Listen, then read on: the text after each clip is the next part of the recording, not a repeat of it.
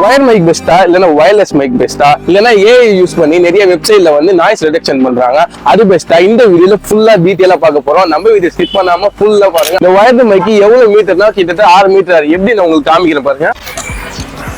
Wired மைக்ல ஒரு பெரிய ப்ராப்ளம் என்னன்னா இந்த பேட்டரி தான் ப்ராப்ளம். இந்த பேட்டரி வந்து கண்டினியூஸா ஒரு 2 hours வந்து நீங்க ஷூட் எடுத்தா கொஞ்ச நேரத்துல டவுன் ஆயிடும், அப்புறமேட்டு வேஸ்டா போயிடும். இப்போ இந்த வயர்லெஸ் மைக்ல இப்ப நான் பேசிட்டு இருக்கேன், இது 20 மீட்டர் வரைக்கும் ஒர்க் ஆகும்னு சொல்லிட்டு இருக்காங்க.